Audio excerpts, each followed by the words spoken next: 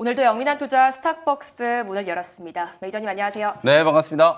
네, 여러 가지 불확실성에 오늘도 양시장 부진한 흐름 보이고 있습니다. 이제 탄핵 표결을 앞두고 있는데 시장이 언제쯤 나아질 수 있을지 오늘장 어떻게 보실까요? 네, 오늘장 시장 직설 바로 한번 설명을 좀 드려보도록 하겠습니다. 오늘 시장 직설은 서울의 봄이 아니고 서울의 밤.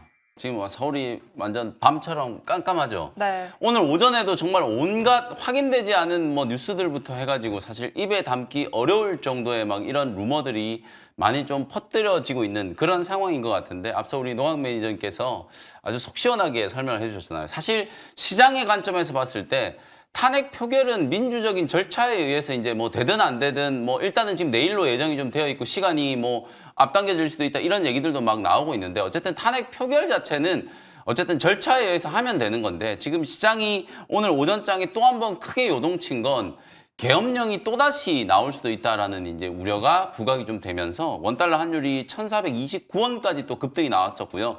시장도 코스닥 지수는 거의 4% 가까이 급락이 나왔었거든요. 근데 지금 나오고 있는 또 흐름들을 보면 군 수뇌부에서 이제 첫 번째 계엄령, 지난 12월 3일 날 계엄령이 이제 벌어졌을 때 어떤 명령 체계로 대통령과 국방부 장관이 어떤 명령을 내렸고 그래서 군인들이 왜 움직였는지에 대한 전원들이 막 속속 나오고 있는 상황이잖아요. 특히 이 특수전 사령관 같은 경우에는 이제 다시 계엄에 대한 명령이 오더라도 따르지 않겠다. 이 정도로 이제 또 얘기를 하고 있고요. 특히 또 합참에서도 제2계엄령은 없다라는 걸 명확하게 지금 밝혔기 때문에 계엄과 관련된 이제 우려는 좀 누그러들지 않을까 이런 생각을 좀 하거든요. 하지만 우리 국민들이 사실 그 누구도 상상하지 못했던 일이 44년, 45년 만에 이제 벌어지다 보니까 아무리 군대에서 또 아니다라고 하더라도 혹시나 하는 마음에 또 불안 심리가 가중되어 있는 그런 상황이라고 보거든요.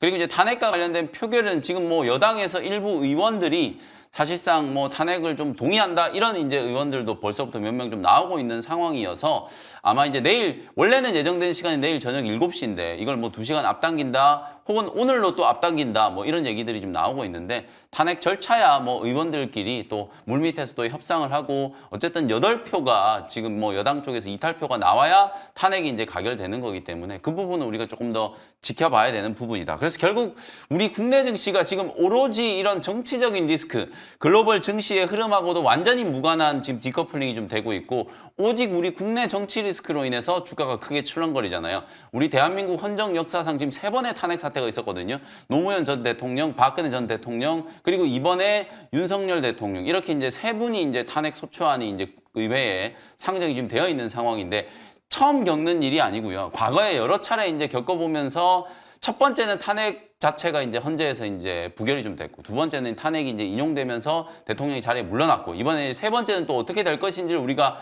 지켜봐야 되는 상황이거든요. 그 부분에 이제 정치적인 리스크는 사실상 의회의 또 민주적인 절차에 의해서 진행되는 부분들이기 때문에 우리가 할 수 있는 부분이 없잖아요. 다만 이제 과거의 선례들을 보면 정치적인 리스크, 특히나 국내의 어떤 정치적인 리스크로 인한 주식시장의 이제 급변동은 아주 빠른 시간 안에 복원이 되더라는 거거든요. 과거의 역사적인 데이터, 이건 비단 우리 시장뿐만 아니라 미국 시장도 사실 정치 리스크 때문에 흔들렸던 여러 가지 이제 경우들이 좀 있습니다만 어김없이 이 정치 리스크로 인한 자본시장의 이제 요동은 상당히 좀 빠르게 회복이 좀 되는 그런 경향을 좀 갖고 있기 때문에 오늘 우리 국내 증시가 상당히 좀 크게 요동치고 출렁거리고 있습니다만 어찌 보면 진짜 PBR 밴드가 지금 코스피 같은 경우 0.8, 코스닥은 전 세계 지금 주요국 증시 중에 수익률 지금 꼴찌를 기록하고 있는 상황이기 때문에 사실상 하단이 좀 잡히고 이런 이제 정치적인 불확실성 표결만 일단 딱 되고 나면은 대통령의 이제 국정이 이제 정지될 수도 있고 계속 유지될 수도 있겠습니다만 당분간 이제 행정부의 좀 공백 상태는 좀 불가피한 상황이거든요. 다만 의회 표결 자체가 끝나고 나면 어떻게 되든 간에 이제 불확실성이 좀 해소로 시장이 이제 받아들일 수 있는 가능성이 좀 높기 때문에 오늘 장이 끝나기 전에 일정 부분 가격 회복 흐름이 충분히 좀 나타날 수 있다는 점을 여러분들이 좀 기억하시면 좋을 것 같고요. 어쨌든 지금 심리적으로 오전에 패닉셀, 공포 이런 얘기들이 막 나오고 또 그런 것들을 이용해서 가짜 뉴스들이 지금 상당히 좀 판을 치고 있거든요. 그래서 시장은 시장의 논리로 바라보시는 게 가장 정확하다. 제가 항상 이렇게 이제 외부적인 리스크로 인해서 장이 흔들릴 때 결국 시장은 이성을 이제 찾게 된다라는 말씀을 좀 드렸었거든요. 비논리적인 이제 흐름에 부안해동할 게 아니라 시장이 이제 이성을 좀 찾게 된 이후의 흐름을 우리가 좀 감안을 하면서 버틸 종목은 좀 버티고 교체할 종목은 교체하는 이런 이제 대응을 하실 필요가 있다라는 점을 말씀을 좀 드려보도록 하고요. 오늘 지수가 워낙 좀 가격하게 또 하락이 좀 들어왔었기 때문에 이게 무슨 일인가 막 이렇게 좀 당황스러우신 분들이 많으실 텐데 특히 코스닥 지수 같은 경우에는 개인들이 막 공포에 휩쓸려서 투매를 하는 와중에 기관 외국인들이 지금 1,200억 정도 오히려 매수 우위를 보이고 있단 말이에요. 개인들이 던지는 물량들을 기관 외국인들이 지금 다 받아내고 있는 형국이기 때문에 장 후반에 개인들의 투매가 어느 정도 좀 끝나고 나면 지수는 가볍게 V자 반등이 좀 들어올 수도 있는 부분들이니까 그런 부분들을 좀 염두를 해두시면서 오후장 시장 대응을 하시면 되겠습니다. 네, 정치적 불안감에 시장이 오늘도 힘을 내지 못하고 있는데요. 이런 시장에서도 수급이 움직이는 종목들이 있을까요? 네, 오전장 수급 특징주 한번 살펴보도록 하겠습니다. 첫 번째 오전장 수급 특징주는 카카오페이라는 이제 종목이에요. 이게 딱 이틀 전에 이제 흐름과 좀 호응할 수 있는 종목이죠. 이틀 전에는 이제 카카오가 제가 이제 수급 특징주로 한번 찍어드렸었는데 아무래도 이제 윤석열 정권 자체가 얼마나 이제 오래 지속될 수 있을지 확신이 없다 보니까 지금 여권에서도 이탈표가 막 나온다 이런 얘기들이 나오니까 오늘 다시 카카오라든지 카카오페이 이런 종목들이 이제 반등을 좀 하고 있고요. 특히나 또 코스피는 어저께 금융주들이 굉장히 강하게 급락을 했었잖아요. KB금융이 어저께 10%가 넘게 급락을 했었고 신한지주도 어제 5%가 넘는 이제 급락세가 나왔거든요. 카카오페이, 카카오뱅크 이런 이제 뭐 금융 핀테크 관련된 종목들도 어제 동반해서 같이 급락이 나왔었다가 오늘 장 초반에는 금융주들의 이제 기술적인 반등 흐름이 분명히 좀 전개가 좀 됐다. 많이 빠지고 난 이후에 다시 조금 돌려내는 흐름들이 좀 전개가 좀 됐었기 때문에 지금은 상승폭을 거의 다 반납을 좀 하긴 했습니다만 KB금융과 신한지주 단기적으로는 굉장히 좀 하락폭이 좀 컸었기 때문에 저점 매수 저는 충분히 유효하다라고 보고 그다음에 이제 카카오 그룹주는 아무래도 약간의 또 정치 테마성 성격이 좀 있어요. 근데 오늘 수급 동향을 보시면 이틀 전에 이제 계엄령이 터지고 바로 그 다음 날 정치 인맥 테마주들이 상한가를 무려 23개가 상한가를 갔거든요.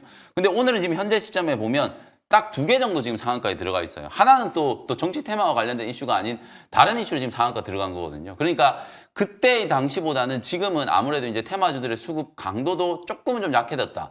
탄핵의 이제 또 표결 결과를 좀 확인하려고 하는 심리들이 분명히 좀 아직 있기 때문에 지난 이틀 전보다는 오늘 이제 그런 수급 강도는 좀 약해졌거든요. 다만 카카오 그룹주들은 현 정부에서 나름대로 이제 많은 악재들을 좀 받았었기 때문에 만약에 이제 정권이 끝나면 오히려 주가 흐름이 좀 좋아질 수도 있다라는 기대감으로 움직이는 이제 종목이다. 이렇게 이제 보시면 될 것 같고요. 오후장 수급 특징주를 한번 살펴보도록 하겠습니다. 그래서 이제 시장이 이제 저는 반등이 좀 들어온다에 좀 무게를 좀 두고 싶은데 어쨌든 지금 단기적인 수급은 오늘 오후장에도 정치 테마주 쪽으로 움직일 수 있는 가능성이 높다. 그래서 오후장 저는 수급 특징주는 대상홀딩스를 한번 꼽아보고 싶은데 이런 종목이 만약에 이제 급등해가지고 상한가 가면 시장은 좀 더 어려운 국면이 나타날 수도 있는 거고 만약에 이런 이제 정치 테마주들이 상승폭이 좀 줄어들면 오히려 거꾸로 시장은 이제 반등한다 이렇게 보시면 될 것 같아요. 대상홀딩스가 지금 왜 지금 20% 가까이 이제 급등을 했냐면 사실 이제 여당 대표 이제 한동훈 대표와 이정재 배우가 이제 고등학교 동창이잖아요. 그러면서 이제 이정재 배우와 또 대상그룹의 딸이 이제 지금 뭐 교제를 하고 있다 이런 뭐 이슈 때문에 지금 인맥 테마로 대상홀딩스가 좀 엮여 있는 그런 상황이라고 이제 보시면 될 것 같거든요. 그리고 뭐 지금 이정재 배우 같은 경우에는 12월 달에 지금 오징어 게임 2가 또 넷플릭스를 통해서 방영이 좀 되잖아요. 그와 관련된 이제 모멘텀도 좀 있기 때문에 어찌 보면 이제 대상홀딩스는 그런 쪽에 약간 테마가 이제 부각이 되면서 오늘 약세 구간에서 급등이 나오고 있다. 다만 제가 방금 말씀드렸던 것처럼 이런 정치 테마주들의 시세는 시장과 다소 좀 거꾸로 움직이는 경향이 많아요. 그래서 정치 테마주들이 급등하려면 오히려 지수는 더 빠질 수 있고요. 정치 테마주들이 윗꼬리를 좀 길게 단다 이러면 시장은 이제 조금 회복되는 조짐이다. 이렇게 이제 보시면 될 것 같거든요. 그래서 여러모로 오늘 오후장에 이제 수급 동향 가장 좀 대표적으로 대상홀딩스 같은 이런 종목들을 보시면서 지수와 정치 테마주들의 약간 좀 반비례 관계 이것도 좀 체크를 좀 해보시면서 시장 대응을 해보시면 되겠습니다. 네, 오늘도 정치 테마 관련주들이 급등세를 보이고 있는데요. 대상홀딩스까지 눈여겨보시기 바라겠습니다. 이제 오늘도 편입 종목들 수익을 확인해 봐야겠죠. 네. 먼저 어제 편입했던 HPSP입니다. 오늘은 아쉽게 반도체 종목들이 하락세를 보이고 있는데 어떤 전략 필요할까요? 이래서 제가 이제 주도 업종의 종목들, 특히 반도체라든지 2차 전지 종목들이 강하게 상승한다라고 하더라도 이게 이제 시세가 사실 추세적으로 좀 연결될 수는 좀 없는 좀 어려운 상황이다라는 거 이제 말씀을 좀 드리는 거거든요. 어제 우리가 시장을 복기를 좀 해보면 테크인 같은 종목이 막 장중에 15% 급등을 했고 이오 테크닉스가 어제 막 16%, PSK 홀딩스, ISC 그리고 오로스 테크놀로지는 상한가까지 들어갔었거든요. 그 정도로 이제 장비 종목들이 강하게 움직이니까 이제 반도체 종목들 좀 회복되는 건가 이런 생각을 이제 많이들 또 하셨을 텐데 오늘 이런 뭐 계엄이라든지 탄핵 이런 정치적인 리스크가 아니더라도 미국장에서는 오히려 또 반도체 종목들이 바로 반락을 해버리다 보니까 장 초반에 개장하자마자부터 이제 반도체 종목들은 조금 빠지고 있었거든요. 그게 이제 무슨 의미냐면 워낙 이제 많이 빠졌기 때문에 상승할 수 있는 딱 모멘텀이 불거졌을 때 기술적인 반응은 진행되는데 이게 추세적인 상승으로 이어지기 위해서는 수급의 연속성이 좀 담보가 좀 돼야 되는데 아직까지는 우리나라 이제 반도체라든지 2차 전지 이제 배터리 기업들이 연속적으로 지금 수급이 들어오는 흐름은 아니다라는 거예요. 그래서 지수가 빠지면 어쨌든 뭔가를 들어 올려가지고 시장을 살려놔야 되기 때문에 시가총액이 좀 크고 종목 숫자가 많은 주도 업종의 종목들을 이제 들어 올리기 마련인데 어저께는 반도체 업종이 이제 낙점을 좀 받았다라고 보시면 되고 오늘 장 초반에는 오히려 2차 전지 소재 기업들이 테슬라 주가 강세 흐름이 이제 또 하나의 이제 호재로 작용을 하면서 에코프로 그룹주들을 포함한 2차 전지 소재 종목들이 오늘 초반에 강하게 반등을 했었거든요. 지금은 뭐 다 시장이 이제 급락을 하면서 다시 누르긴 했습니다만 이렇게 주도 업종이 반도체, 2차 전지 그리고 제약바이오 이렇게 계속 순환매를 하면서 지수 하단을 이제 깨겨 나려가는 흐름에서 지수를 이제 방어하는 목적으로 한 번씩 이제 순환매가 전개가 좀 된다. 다만 아직까지는 계속해서 이제 연속적인 이제 수급이 들어오기는 조금 어려운 상황이다라는 걸 염두를 좀 해두실 필요가 있다. 어제 제가 말씀드린 이제 HPSP 지금 매수가 조금 아래거든요. 어저께 장 막판까지는 굉장히 좀 좋은 흐름이 좀 보였었는데 27,300원에 매수해가지고 지금 26,850원이니까 한 1, 2% 정도 좀 눌러 있는 상태거든요. 다만 워낙 많이 빠져 있는 구간이어서 제가 말씀드렸던 것처럼 다시 또 반도체 업종 쪽으로 순환매가 좀 들어오면 올라갈 때는 막 5%, 10%씩 이렇게 강한 상승이 한번 만들어질 수 있다라는 거거든요. 그런 측면에서 1차적인 이제 반등을 좀 목표로 한 33,000원 정도의 목표가를 좀 제시를 좀 해드렸던 거고 반도체 소부장 종목들 중에서도 우리가 모든 종목들을 다 보는 게 아니라 적어도 내년까지도 HBM 업황은 좋을 거다라는 게 지금 이제 어느 정도는 공감대가 형성이 좀 되어 있는 상황이잖아요. 특히 HPSP는 이제 수소 원일링, 고압 수소 원일링 장비를 이제 전후 공정에 채택이 이제 확대될 가능성이 좀 높아졌고 소송과 관련된 또 특허 리스크, 소송 리스크와 관련된 부분들도 어느 정도는 좀 이제 무마가 되고 있는 상황이기 때문에 그런 불확실성이 해소가 좀 되고 내년에는 이제 HBM과 관련된 본격적인 이제 수혜 이런 것들을 감안하면 적어도 이제 33,000원에서 35,000원 정도까지는 기술적인 반등으로 상승이 좀 진행될 수도 있지 않을까. 뭐 그런 측면에서 많이 빠져 있는 소부장 종목들 중에서 HPSP를 공략 포인트를 말씀드린 거니까 참고하시면 되겠습니다. 네, 가격 전략 잘 체크해 보시기 바라겠고요. 다음으로는 이스트 소프트가 65% 수익 중에 있습니다.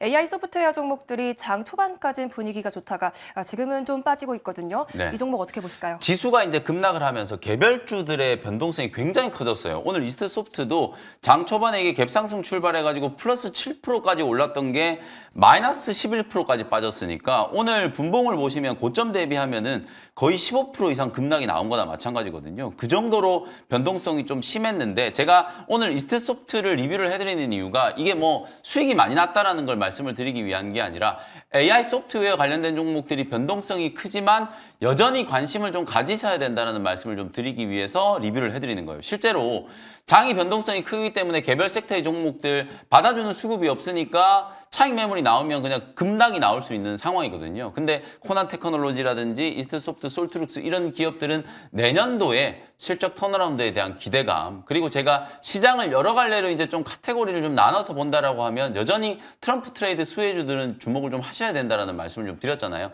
그런 차원에서 AI와 관련된 기업들 그중에서도 하드웨어 쪽보다는 소프트웨어 쪽이 내년 연초에 조금 더 부각이 될 수 있는 가능성이 상당히 좀 높기 때문에 트럼프 당선인이 내년 1월 달에 취임을 하자마자 아마 AI와 관련된 규제를 대폭 보복 완화하는 그리고 투자를 더욱더 촉진시키기 위한 AI 행정 명령을 아마 발동할 가능성이 굉장히 높거든요.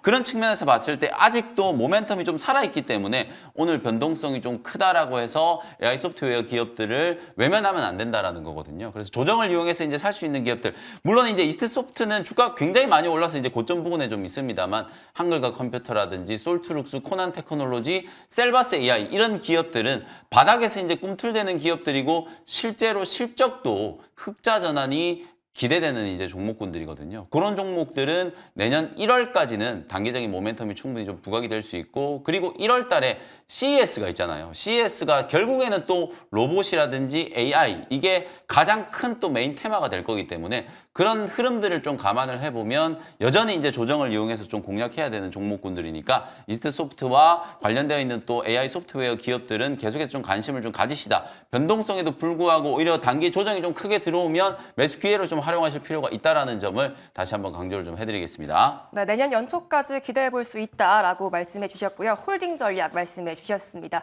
이제 오늘의 주인공인 원샷 스페셜 종목 시간인데요. 이런 시장에서도 공략해 볼 수 있는 종목들이 있을까요? 네, 좀 크게 빠지고 있는 종목 중에서 트럼프 트레이드 또 수혜주가 될 수 있는 종목 하나를 좀 소개를 해드리겠습니다. 15,180원 현재가로 M83이라는 종목을 소개를 좀 해드리도록 하겠습니다. 트럼프 대통령이 마가라는 이제 캐치프레이즈, 다시 미국을 위대하게, 뭐 이런 캐치프레이즈를 가지고 이제 재선에 성공을 했잖아요.